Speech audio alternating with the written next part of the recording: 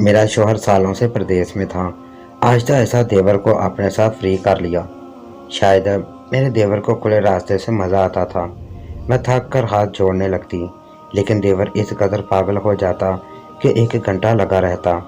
मेरा देवर शौहर से काफ़ी छोटा था, लेकिन उसकी जब मैंने पहली बार टाइमिंग देखी तो जान निकल गई, क्योंकि पहले 10 मिनट मेरा देवर सिर्फ मेरे सारी रात में फरीद और उसके दोस्तों को खुश करने में गुजार देती थी, और फिर दिन चढ़े तक सोती रहती, और मेरे घर का सारा काम वैसे का वैसा पड़ा रहता। किचन में जाओ तो बर्तनों का पहाड़ रोने के लिए मेरा मुंतज़िर होता। खाना अलग से बनाना पड़ता। मैंने कई बार अपने देवर से कहा कि मैं थक जाती हूँ सारी रात तुम्हारे दोस्तों का साथ देकर, कम से कम दिन का खाना तो होटल से लेकर आया करो, लेकिन वो तो मेरी एक नहीं सुनता था। शायद उसे मज़ा आता था मुझसे मुशक्क़त करवाने में, और मैं तो थी ही उसके हुक्म की गुलाम। मेरा शौहर तो सालों से परदेश में जाकर मुझे भूल ही गया था, और मेरे आगे पीछे भी कोई नहीं था। मैके में वो मानी होती थी, जिसने मुझे रुखसती के वक्त ही कहा था कि वापस मत आना। और जब मैं शौहर के मुल्क से बाहर जाने के बाद मानी के पास भी रहने गई, तो उन्होंने मुझे कहा कि मेरे लिए उनके घर में कोई जगह नहीं। उनकी अपनी जवान बेटियां हैं और ख़र्चा ज़्यादा है। अगर मेरा शौहर बाहर से मेरे लिए पैसे भेजता तो शायद मैं मानी इस लालच में मुझे अपने साथ रख लेती, लेकिन मेरा शौहर मुझे भूल गया था। मुझे शक था कि शायद उसने वहाँ शादी कर ली होगी। हालांकि वो पैसे कमाने की गर्ज से गया था, लेकिन ऐसा गया कि वापस लौटा ना। साल में 2 बार फ़ोन करके खैरियत पूछ लिया करता था, और थोड़े बहुत पैसे फरीद के अकाउंट में भेज देता, और मैं पैसों के लिए फरीद की मोहताज थी। घर में मेरा छोटा बेटा जो 3 साल का था और मेरा देवर ही थे। पिछले मोहल्ले वालों ने मेरा जीना हराम कर रखा था। उनका यही एतराज़ था कि मैं जवान जहान लड़की और अपने जवान देवर के साथ अकेले घर में नहीं रह सकती। मोहल्ले के माहौल पर अच्छा असर नहीं पड़ता। ऐसी बातों से मोहल्ले वालों ने कहा कि यहाँ तो अपने मेके चली जाओ, या फिर ये मोहल्ला ही छोड़ दो। जब मेके के दरवाजे मुझ पर बंद हो गए तो मैंने और फरीद ने मजबूर होकर मोहल्ला छोड़ दिया। फिर आहिस्ता आहिस्ता मेरे दिल से शौहर का ख्याल निकलता चला गया, और फरीद का ख्याल मेरे दिल में घर कर गया। मौसर ये कि मैं फरीद की मोहब्बत में अंधी हो चुकी। मेरी पूरी कोशिश थी कि मेरा शौहर वहीं से मुझे तलाकनामा भिजवा दे, और मैं फरीद से निकाह कर लूं और सुकून से उसके साथ इस घर में रहूं, क्योंकि मैं एक औरत थी, और एक औरत एक बैल की मांद होती है जिसको सहारे जिसको सहारे की हमेशा तलाश रहती है। मिल जाए तो ठीक, नहीं तो वो किसी के कंधे पर भी सहारा लेने को तैयार हो जाती है। मेरा भी कुछ ऐसा ही हाल था। पुराने मोहल्ले में जो घर था वो मेरे ससुर का अपना घर था। हमने उसको किराए पर चढ़ा दिया, किराए पर ही दूसरा घर ले लिया था। मुझे नहीं मालूम कि मेरा शौहर फरीद के अकाउंट में कितने पैसे भेजता है। कभी मुझे लगता था कि वो ज़्यादा पैसे भेजता है और फरीद मुझे कम पैसे देता है। कभी लगता कि मेरा शौहर वाकई में बहुत कम पैसे भेजता है, जो साल में 2 बार फ़ोन करके सिर्फ अपने बेटे की खैरियत पूछता हो। उससे क्या उम्मीद कर सकती थी। अपने शौहर की तरफ से मुकम्मल मायूस होने के बाद मैंने फरीद से शादी करने का फ़ैसला कर लिया। मेरा दिल कर रहा था कि इस बार अगर मेरे शौहर का फ़ोन आए तो मैं उसे साफ साफ तलाक का मुतालबा कर दूंगी, लेकिन इससे पहले मुझे फरीद से बात करनी थी। जब मैंने फरीद से बात की तो वह सोच में पड़ गया। फिर उसने कहा, बात तो भाभी तेरी ठीक है, वैसे भी तू घर संभाल रही है, तेरा बेटा भी मुझे बाप की तरह ही समझता है, लेकिन मैं तुझसे शादी सिर्फ एक शर्त पर करूँगा, तो मुझे और मेरे दोस्तों को राज़ी रखे। फरीद की बात सुनकर मुझे बहुत खुशी हुई थी। वो भी मुझसे शादी करने के लिए राज़ी था, लेकिन उसकी अजीबोगरीब शर्त मेरी समझ में नहीं आई थी।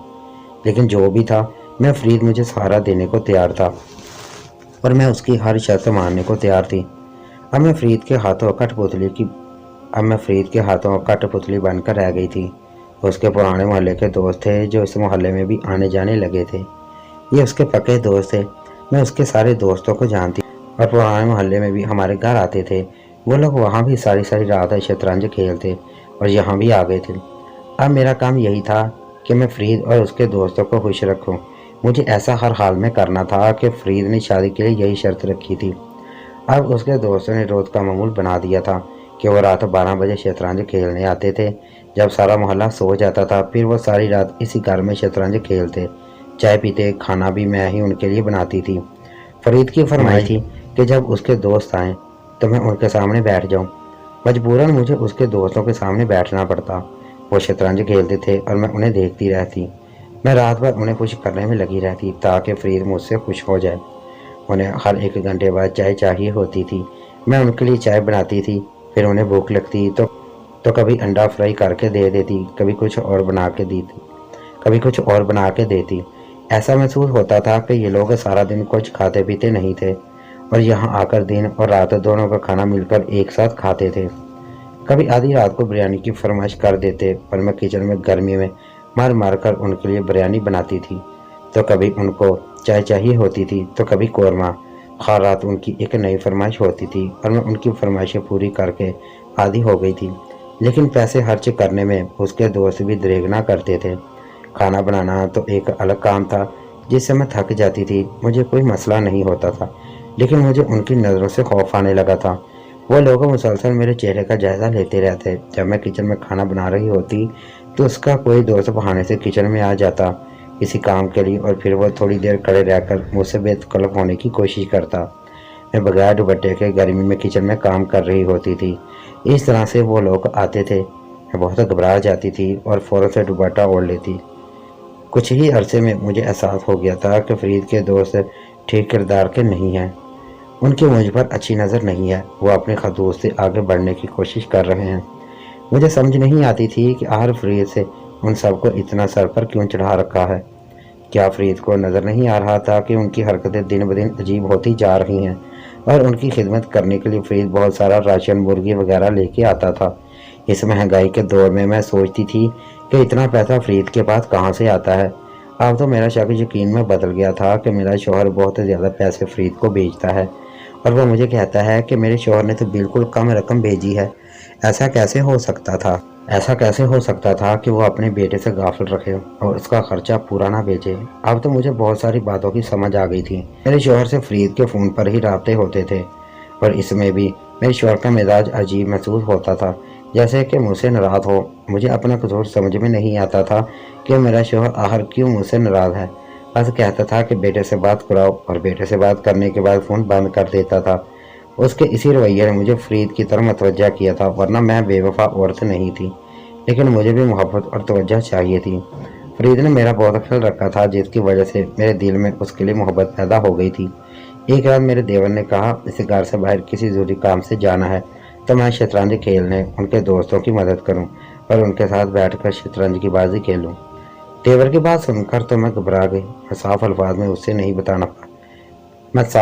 میں اسے یہ نہیں بتا پا رہی تھی کہ اس کے دوست شریف لوگ نہیں ہیں، لیکن اس کی ہر بات ماننا میری مجبوری تھی۔ اس لیے دیور گھر سے باہر چلا گیا اور میں ان چاروں کے ساتھ بیٹھ کر شطرنج کھیلنے لگی۔